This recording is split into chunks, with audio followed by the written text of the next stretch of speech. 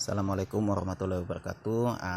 Jadi di sini saya menjelaskan berikut ciri-ciri gangguan jin dan sihir, penyakit non medis. Terkadang kan kalau kita sakit, berobat tidak sembuh. Sedangkan kata Nabi itu wajib dilihat dulu, mana tahu itu ada penyakit sihir atau gangguan jin. Jadi kita cek dulu penyakit ini harus kita bawa ke medis kah, ke rumah sakit kah, atau kita rukyah. Jangan sampai nanti kita sudah bawa bolak-balik ke rumah sakit, tapi enggak sembuh juga, atau sudah minum obat herbal habis enggak sembuh juga, atau terapi sudah enggak sembuh juga. Sekalinya penyakit itu harus dirukyah begitu. Jadi di dalam Islam ada ciri-cirinya. Penyakit ini harus dirukyah dulu atau kita langsung aja berobat. Berikut ciri-cirinya ya. Tanda-tanda gangguan jin dan sihir. Contoh 1, emosi tinggi, tidak terkendali, istri membantah suami, anak membantah ibu, dan suami yang sering memaki istri dan hal-hal kecil lainnya. Memang sering dalam rumah tangga tuh pasti terjadi seperti itu. Biasa itu. Cuma kan ada yang terlalu kelewat batas emosinya. Itu yang patut dicurigai. Kalau ada 10 ciri-cirinya, itu bisa dihitung. Ada enggak emosinya terlalu berlebihan. Tapi kalau marah ya namanya manusia ya biasa itu kalau marah. Cuma yang terlewat, keterlaluan sekali marahnya. Yang kedua, sering ragu-ragu, was-was, dan ketakutan tanpa sebab yang jelas. Tiba-tiba kayak model kayak takut aja. Kenapa? Cemas, was-was. Banyak penyakit, itu penyakit jantung ya juga, penyakit lambung ya juga. Jadi bisa tertipu kita. Oh, kita pikir ini penyakit lambung. Oh, kita pikir ini penyakit jantung. Ya. Yang ketiga, adanya dorongan kuat untuk melakukan perbuatan maksiat yang berulang, serta disertai kemalasan dan kelesuan yang luar biasa untuk melakukan sholat.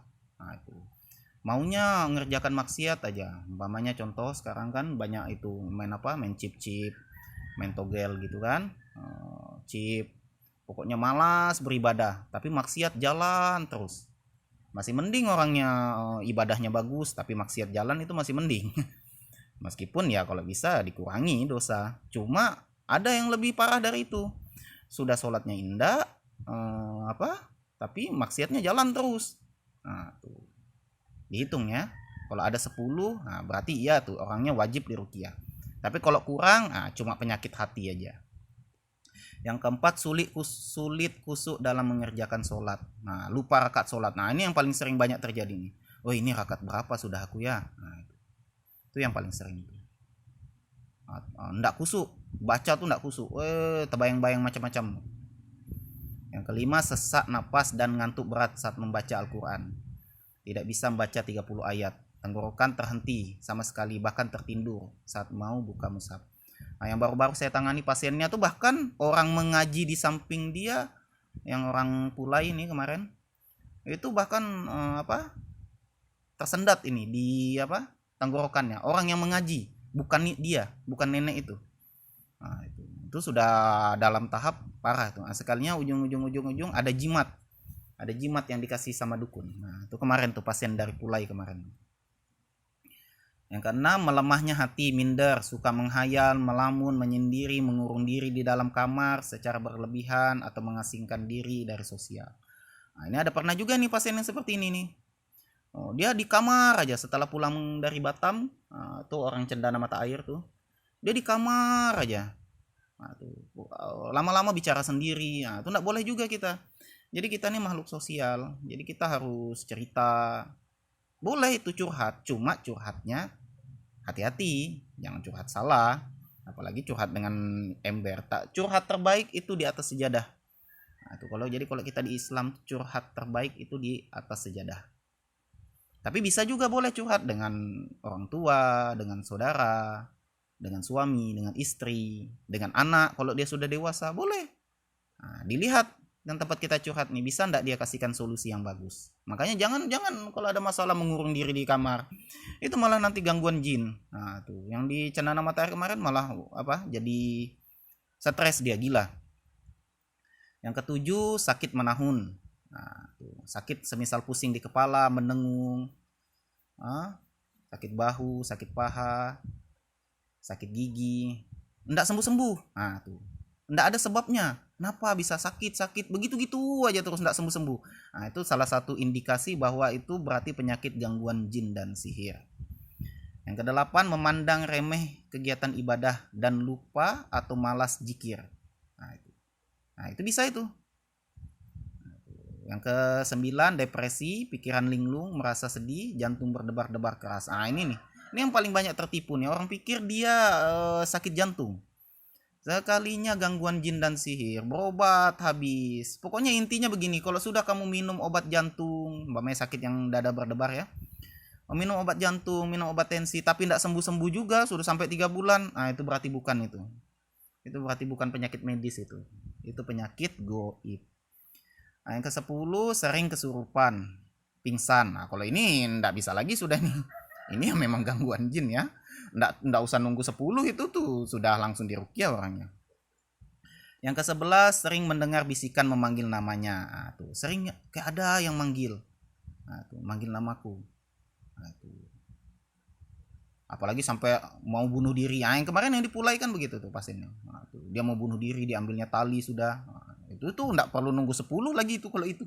Itu memang harus diruqyah. Jadi enggak juga harus nunggu 10. Dilihat ada kadar penyakitnya. Semua yang sudah kayak kerasukan, sudah mau bunuh diri, nah itu beda lagi, itu langsung di ruqyah ya. Ke-12, paranoid, cemas, merasa bersalah, merasa ada yang mengikuti, mengejar, mengancam atau membunuh. Nah, kayak diikuti orang terus, tapi padahal enggak ada. Nah, itu beda kalau memang ada.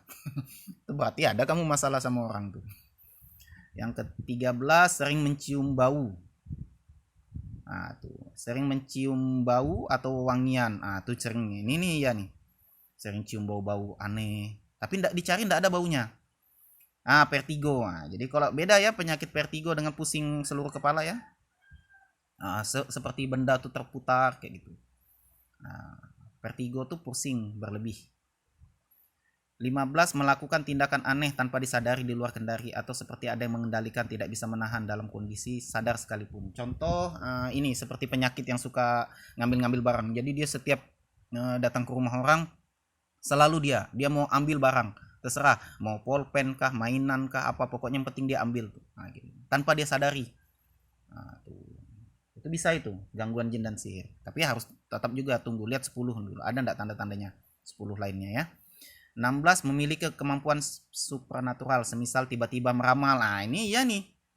Karena di surah Al-Jin, jin membantu manusia yang kafir. Dia bisa meramal, dia bisa menerawang pikiran orang lain, mengetahui peristiwa yang akan terjadi. Nah, tuh. Dia tahu ini apa yang mau terjadi nih. Dia tahu. Nah, itu bisa itu. Berarti ada jin yang mengikuti dia. Jin yang membantu dia. Berarti akidahnya sudah rusak itu. Ya, kalau sudah orang bisa meramal itu. Yang ke-17, melihat atau merasakan keberadaan makhluk halus sekilas atau jelas. Nah, tuh. So, kalau nampak-nampak tuh, nah itu iya tuh. Yang ke-18, rasa sakit di salah satu anggota badan. Tidak terdeteksi. Nah, itu banyak tuh, itu paling banyak saya pasien tuh. Sakit tapi dibawa ke rumah sakit, kata dokternya enggak ada penyakitnya. Nah, itu. Enggak tahu apa penyakitnya. Bolak-balik, ditekan-tekan aja di bagian lambungnya. Sampai marah sudah pasien tuh. Dia bilang, apa dok sakit saya? Kata dokternya, bingung juga pak kami pak. Kayak gitu. Dia harus masuk gini, begini, harus begini. Nah, tuh. Ibaratnya enggak ketemu lah penyakitnya. Nah, kalau tanda-tandanya di waktu tidur ya, 19, susah tidur. Nah, itu bisa itu. Tapi enggak selalu gangguan jin ya. Terkadang ya memang insomnia memang kan. 20, susah bangun dan banyak tidur. Nah, tuh. Itu bisa juga tuh. Tidur aja, maunya main game aja, di kasur aja terus. Nah, itu bisa itu.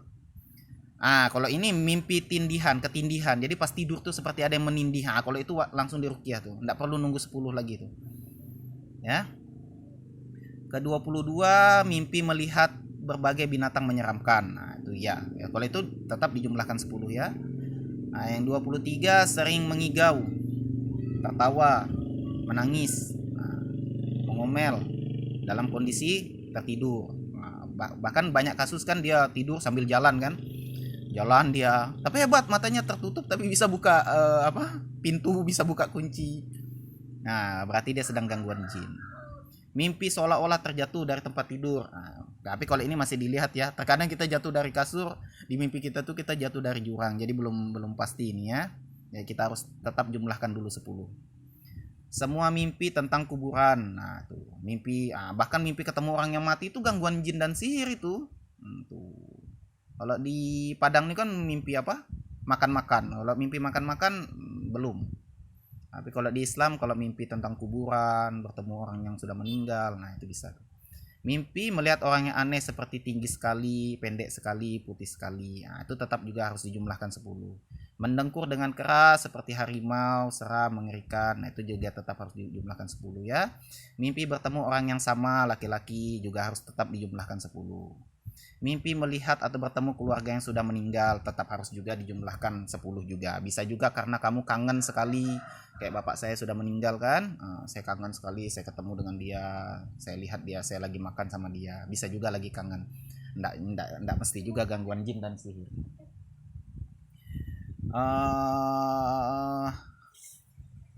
Sebentar, paket saya datang ya. Ya nih. Paket apa datang? Hah? Enggak tahu. Enggak tahu, lain itu. Ada paket datang. Kirai paket saya dari Kalimantan, sekalinya lain. Maaf terganggu. Apalagi lanjut, gejala tipes, tubuh seperti terbakar atau terpanggang api panas, namun ketika dicek temperatur tubuh normal. Itu masih bisa jumlah 10 ya. Emosi, ngantuk, kendaraan, tempat kerja, kuliah, sekolah, emosi, ngantuk, itu bisa itu. Yang kacaunya tuh mengantuk di kendaraan, jadi akhirnya tabrakan. Bisa begitu. Jadi jin tuh bisa buat kita lalai. Bisa. Itu yang hati-hati ya. Impotensi, tuh sering terjadi pada mantan. Nih. Makanya kalau orang yang dukun atau apa rata-rata ini terkena ini nih, penyakit impoten. Nah itu. Yang ngamalkan wirid malam tidak jelas itu sampai berapa ribu, tidak ada pernah Nabi ajarkan begitu ya.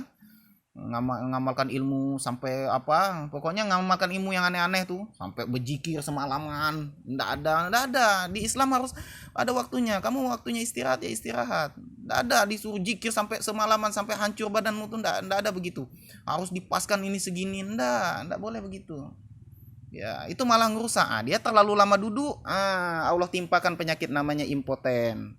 Impoten tuh penyakit kelamin laki-laki, maaf ya, itu dia tidak bisa berdiri itunya. Mandul, haid tidak teratur, keguguran, sihir, jin bersarang di rahim. Ini sering nih. Ini biasa nih, ada orang yang tidak dikasih keturunan, sudah berobat ke dokter macam-macam. Bisa jadi kamu gangguan jin dan sihir.